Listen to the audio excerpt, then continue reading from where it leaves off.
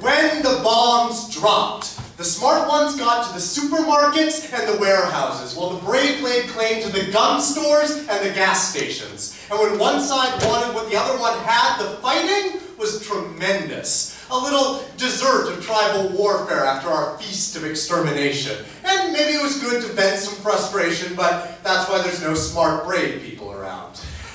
At least I assume, because me, I was out of town. Because you see, I'm not brave or smart, but just enough of both to get by. So, too dumb a coward to die, I went to the beach. I live in a bottling plant, because it was big and clean and open, and every day I can go down to the ocean and fill myself with crab meat, or seagull, or garbage. Hell, I'm not choosy. See, I never learned to fish, or to hunt, or to set traps, start fires, lead troops, scout prey, kill people with piano wires. I'm starting to think my degree wasn't the best use of my time. Double major math and English. It means that the only thing I'm trained to do is to dump poetry into glass bottles and throw them in the sea. And I calculate the odds that they'll ever be read. It's a simple sum. I can do it in my head. It's 0.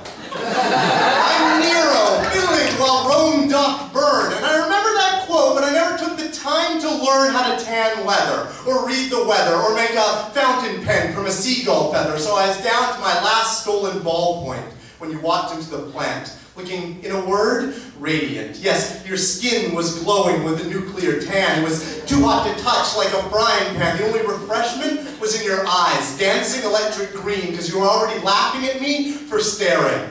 But in the reflection, I could calculate the odds of either one of us leaving, and the answer wrapped itself around us like a wedding ring. It was 0. I'm no hero. I didn't save you because I could offer you some cure, or fight at the savages at your bedroom door, but we're both here because we were dumb and scared enough to live.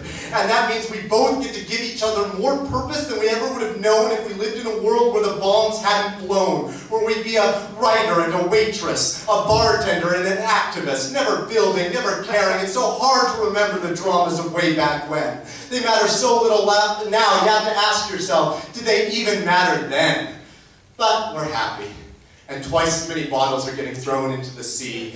And at night, when you light up the skies with your eyes, you can ask me, will things ever be like they were before?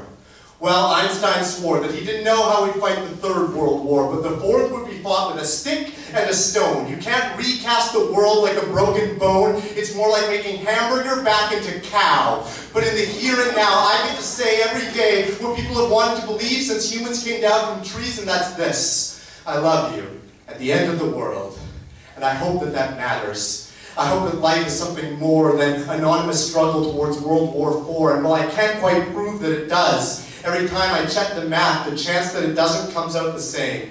Round as the world and soft as your name, it's 0. Thank you.